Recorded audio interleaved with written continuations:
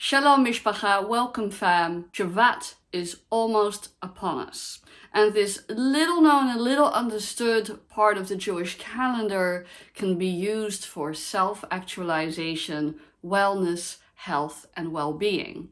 So that is what we're going to talk about this Shabbat. Join me for this new series on how to reflect, move, eat, rest, and play from a Jewish perspective.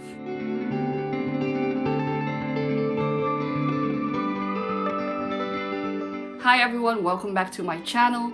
I am Rabbi Esther and I create Jewish content from an inclusive and progressive perspective on how to make our lives beautiful and meaningful through Torah and mitzvot. I believe that our Holy Torah is an amazing tool for spiritual, personal, communal, and even global transformation. I've talked about the rhythm of the Jewish calendar before. You can go to the link posted in the show notes. I really believe that the Jewish calendar takes us through different rhythms along the spiral of our lives, including moments where we look outward and gain a global perspective, and moments where we turn inwards and focus on ourselves.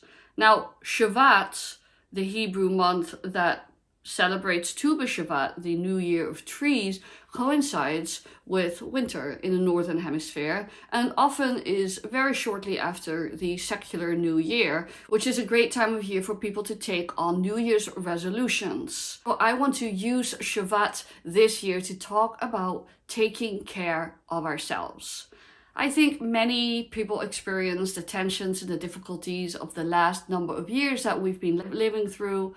And I also suspect that if you're my age and maybe your parents, maybe you're not, maybe you're in the throes of your career, you've not really taken the time or the opportunity to really treat yourself to some love and care for yourself.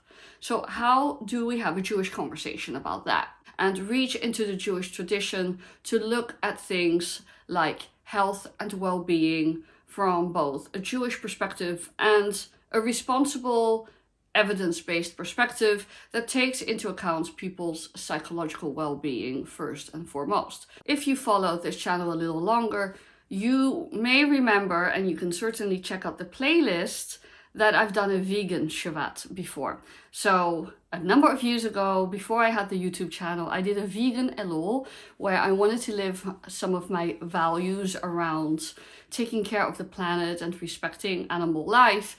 And I did a vegan Elul, which was actually in hindsight really hard because I was preparing for the high holidays and I had very little time to really commit to this discipline. So then another year I moved it to Shevat, and that was early on in the history of my little channel here. And I made a video series on Vegan Shevat. And I decided not to repeat that experiment, but to try something different this year and look at these 5 core values with both Jewish texts and some practices and some well-researched information to share with you. Of course, here is my usual disclaimer. I am not a medical doctor or a mental health practitioner or professional.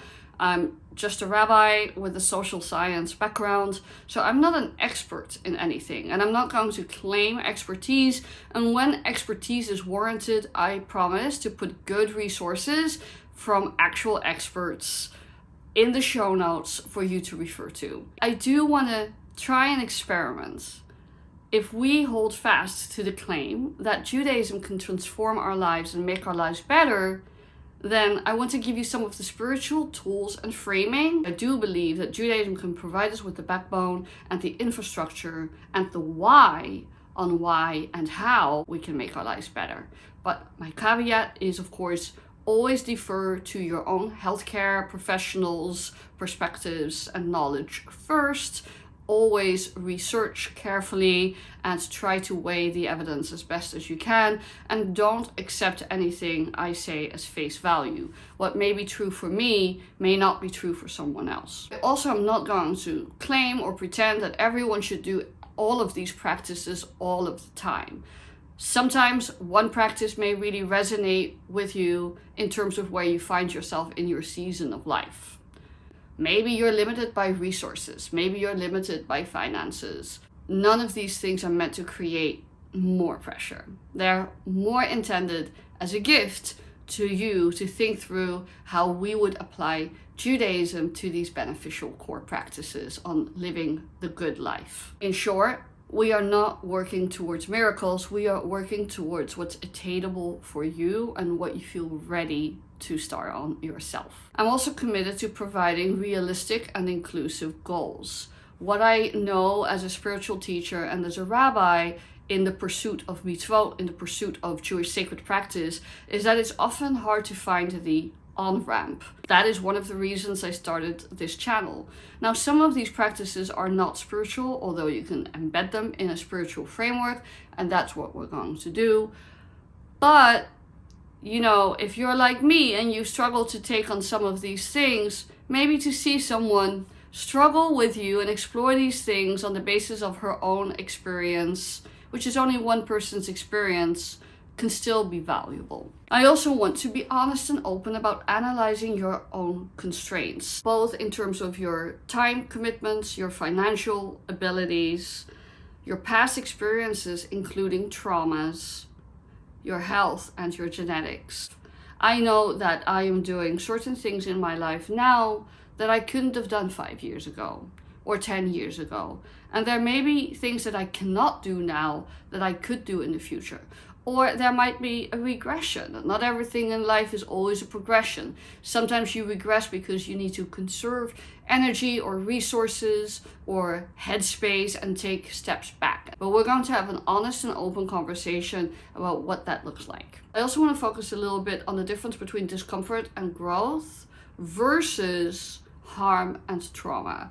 At the base of any practice, as an artist or as an athlete or as a professional or even as a child at play, and certainly in spiritual practice, there are moments where you kind of have to push yourself past your comfort zone and kind of move the Overton window on your own comfort zone, because that is how we grow. If we stay stagnant and static, we don't grow.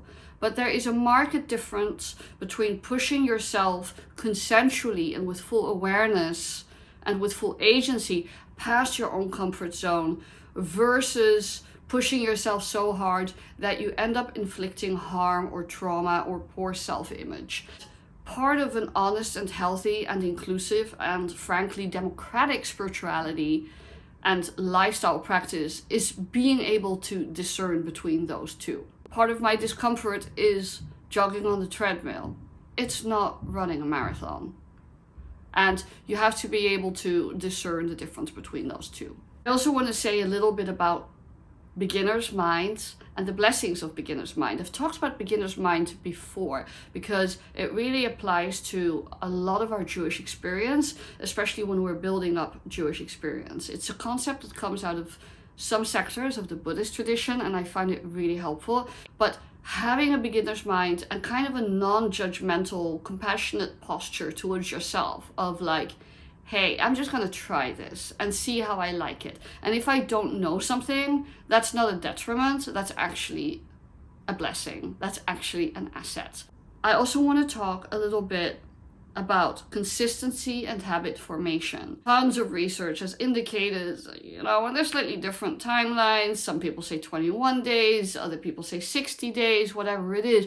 But that habit formation takes time and consistency, and that is how you implement a change or transformation in your life. That applies to an athletic practice, of course, but it also applies to a spiritual practice. So I'll be talking a little bit about that too and how that experience has been for me. And lastly, I hate to bring this up, but disinformation and misinformation. When you engage in any kind of wellness practice and you start looking for things online or doing research online, you are likely to tumble down a rabbit hole. So if I refer to other content creators, I will do my best to vet them. I will not be able to vet them scientifically because I am not a nutritionist and I'm not a sports scientist and I'm not a whatever scientist, but using my own critical thinking skills, I will talk a little bit about disinformation and misinformation and how to protect yourself from spiraling down algorithms that cause more harm than that they actually help. I also have 4 Jewish core values that will be my guiding values. One is, of course, B'Tselem Elohim. We are all created in the image of God, and you are a vessel that is sacred and worthy of love and respect. Shleimut, or wholeness, meaning that we strive to seek an integrated and integrative life where we bring all parts of ourselves into our all sense of wellness and well-being and wholeness with which we live intentional lives. Kavvanah, that's number 3, living with sacred intention, being thoughtful and discerning about the choices that we make. And lastly, v'ahavta l'reacha kamocha, to love your fellow as yourself. And that actually goes both ways, that you have to practice love and compassion for other people, and you have to practice love and compassion for yourself, because you cannot love other people if you cannot love yourself. The danger with starting on a journey of wellness and transformation is that you can turn a critical gaze inwards, and I'm so not here for that. That is not what this is about. I'm going to try and create the best, healthiest, and most non-judgmental and safe space that I can, while also encouraging us to grow. So the 5 topics I hope to cover is 1, reflect, prayer, meditation, and stillness. 2, move, exercise and fitness. 3, eat, food and feasting. 4, rest, restoration and Shabbat. And 5, play, art, craft, creativity, and joy. Now, I have talked about Shabbat and Kashrut a lot on this channel already. I will link those videos below because I will be covering some similar grounds. My Sacred Table series, of which Vegan Shevat was a part, covers a lot of my thinking on sacred eating. So I encourage you to watch any or all of those videos. Now, in closing, what started this whole thing off? Life is best lived by setting examples for yourself and by modeling them. And the last 4 months, I have been on an exercise and strength training journey, which was very new for me. I never did any kind of physical exercise. I'm going to talk more about my journey in the video for Move, but in the fall, I made a commitment to myself to start honoring my body by taking care of my body better and learning to move and condition my body. I set myself very realistic goals. I started working out with a personal trainer 3 times a week.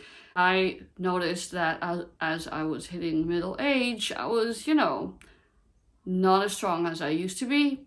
I experienced some muscle loss after illness, and I wanted to get stronger. And I am now stronger. So I'm really enjoying the journey, and it's been really good for me. I thought about the parallels with Jewish spiritual practice, what cross-fertilization could happen between the disciplines I had based on Judaic sacred practice, on having a rhythm, having good habits, applying consistency and all of those things, and how they would translate into my workout practice, and how my workout practice in turn strengthens my spiritual commitments. I am not qualified to give any advice, but I'm qualified to talk as a middle-aged mom of 3 to people who might find themselves in a similar boat, who haven't had the time to take care of themselves and want to start taking care of themselves. So thank you for joining me, and I look forward to launching the first episode during the month of Shevat and continuing this journey with you.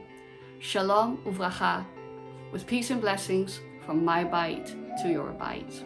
Bye.